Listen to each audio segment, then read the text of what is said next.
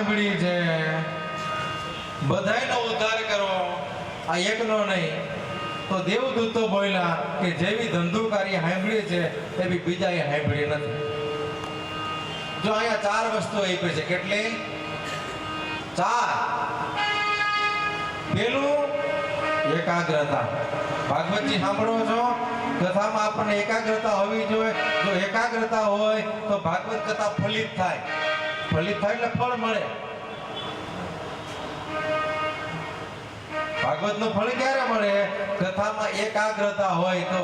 બેઠા હોય કથામાં, મન હોય મુંબઈની બજારમાં, તો કઈ ભાગવતજી ફળ આપી શકે નહીં. પેલું એકાગ્રતા. બીજું ભક્તના વાક્યમાં ભરોસો. ભક્ત જે કથા કરે છે એમાં સ્નેહ, એમાં ભરોસો, ભક્તમાં પૂજ્ય ભાવ.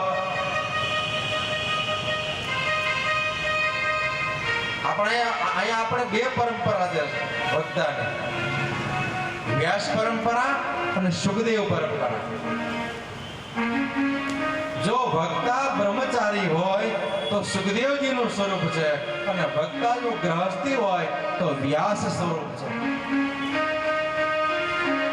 જો ભક્તા બ્રહ્મચારી હોય, સુખદેવજી સ્વરૂપ હોય, કોઈ કથા પૂરી થાય અને તરત આસન છોડી નીકળી જાય, એને આરતીની જરૂર ના હોય. પણ જો ભક્તા વ્યાસ હોય, સંસારી હોય, તો જ્યાં સુધી ભાગવતજીની આરતી ન થાય ત્યાં સુધી ભક્તા પોતાનું આસન છોડી શકે નહીં. આ નિયમ છે. એટલે વ્યાસ પરંપરા છે, સુખદેવ પરંપરા છે. ભક્તામાં આદર. ત્રીજું કૃષ્ણમાં પ્રેમ.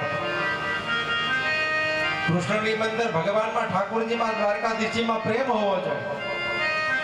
અને ચોથું શ્રવણમાં શ્રદ્ધા. જે સાંભળો છો ને એમાં શ્રદ્ધા, એમાં વિશ્વાસ. જો આ ચાર વસ્તુ હોય તો ભાગવતજીની કથા ફળ આપી શકે. આ ચારમાંથી એક પણ ઘટે તો ભાગવતજી ફળ આપવા માટે સક્ષમ નથી. એકાંત બેસીને ઓલખને આરાધો રે, પ્રભુજી પધારે જેને એ દ્વાર.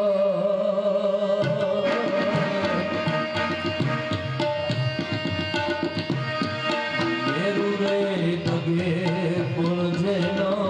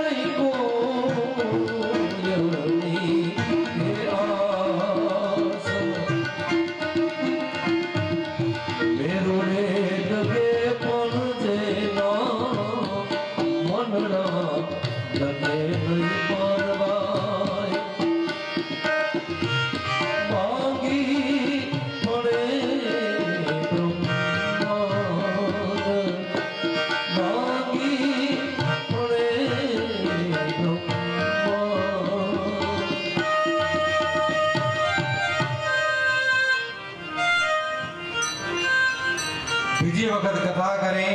તમામ શ્રોતાઓને ગોકર્ણજીએ ભગવત ધામમાં પહોંચાડ્યા. અને છેલ્લા અધ્યાયમાં, છઠ્ઠા અધ્યાયમાં હવે વિધિ નિયમ બતાવ્યા છે કે ભાગવતજીનો આરંભ કરવો હોય પેલા સારું મુહૂર્ત નક્કી કરવું. ભાષાંતર નો થાય, પક્ષાંતર નો થાય, ચંદ્ર બળવાન હોય એવું સુંદર મુહૂર્તનું સંશોધન કરવું. કથાને યોગ્ય સ્થળ નિર્માણ કરવું, વિનયથી લોકોને ભક્તોને કંકોત્રી લખવી, કેને બોલાવવા કે જેને રસ છે, ભાગવતના જે રસિક છે એને નિમંત્રણ આપવું. શ્રીમદ ભાગવતમ પિયુષપાનાય રસદંપટા ભવંતશ્ચમ તથા શીઘ્રમ આયાતમ પ્રેમ તત્પરા. હે ભાગવતના રસિકજનો પ્રેમમાં તત્પર બની અને તમને જેટલો અવકાશ હોય ને એટલા અવકાશમાં પણ તમે ભાગવત રૂપી કથા ગંગામાં સ્નાન કરવા પધારો. નિમંત્રણ કરવું. પછી કથામાં 7 દિવસ કોઈ વિઘ્ન ઊભો ન થાય એટલા માટે ગણનાથમ પૂજયે, ગણપતિ ભગવાનની પૂજા કરે. ગણપતિ ભગવાનના 2 નામ બતાવ્યા છે, વિઘ્ન હરતા, વિઘ્ન કરતા. શુભ કામમાં ગણપતિ ભગવાનને પૂજો તો એ ગણપતિ ભગવાન વિઘ્ન આવવા ના દે, પણ જો ન પૂજો તો એ દાદો પોતે વિઘ્ન ઊભું કરે. અને વિઘ્ન હરે છે અને વિઘ્ન કરે પણ છે. ઓમ વિઘ્ન હરતાય નમઃ, વિઘ્ન કરતાય નમઃ, આવા નામ છે. ગણપતિ ભગવાનની પૂજા કરવી. સર્વત્ર ભદ્રમંડળમાં લક્ષ્મી નારાયણ ભગવાનની પૂજા કરવી. ગાંધી શ્રાદ્ધ કરવું,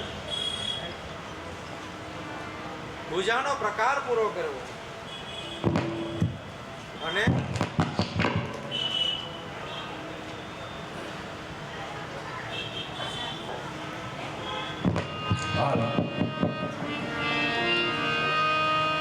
પાંચ બ્રાહ્મણનું વર્ણન કરવું. 3 બ્રાહ્મણો ભાગવતજીનો પાઠ કરે, 1 બ્રાહ્મણ ઓમ નમો ભગવતે વાસુદેવ મંત્રનો જપ કરે, 1 બ્રાહ્મણ ક્લીમ કૃષ્ણાય ગોવિંદાય ગોપીજન વલ્લભાય નમઃ આ મંત્રનો જપ કરે. આ 2 મંત્ર શા માટે જપવા? તો કે વક્તા અને શ્રોતાથી કથામાં કઈ અપરાધ થઈ જાય તો એની માફી માટે આ મંત્રનો જપ કરવો.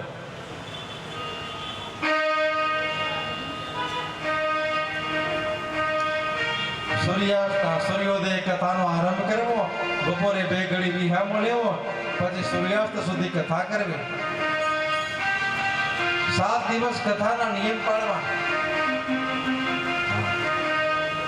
દ્વિદલ નો ખાવા, લસણ નો ખાવું, ડુંગળી નો ખાવી. શરીર તમારું બગડે, વાયુ થાય, ગેસનો ઉપદ્રવ થાય એટલે દ્વિદલ કઠોળનો ત્યાગ કરવો. વધારે તેલ વાળું ન ખાવું, વધારે ઘી વાળું ન ખાવું. તો કે જમવું શું? તો આમાં બતાવ્યું છે બની શકે ને તો 7 દિવસ ઘૃતપાન, ગાયનો ઘી પીને ભાગવત સાંભળો. એ ન થઈ શકે તો પયહારમ દૂધ ઉપર રહ્યો. એ ન થઈ શકે તો ફલહાર કરો. ફલાર એક સમય ફલાર કરો, એક સમય ભોજન કરો. આ પણ ન થઈ શકે. ભાગવતજીમાં કોઈ જડતા નથી કે આમ જ કરવું પડે. આ પણ ન થઈ શકે તો ભાગવતજી હવે બતાવે છે. શ્રીમદ ભાગવત 46મો શ્લોક 6ઠો અધ્યાય. ભોજનમ તો વરમ મન્યે તથા શ્રવણકારકમ નોપવાસ વરપ્રુકા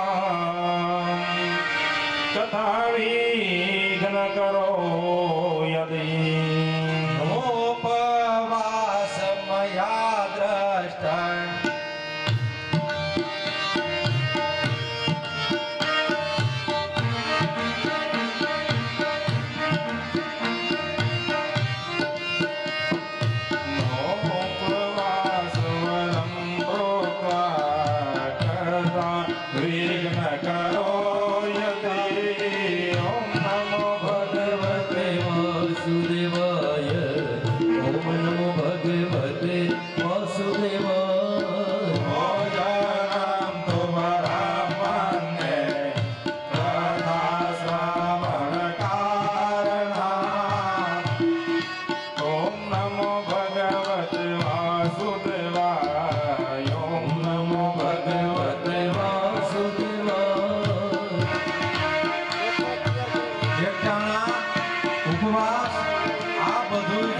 અને કથામાં વિઘ્નકારક હોય તો ભાગવતજી લખે છે ભોજન પણ શ્રેષ્ઠ છે.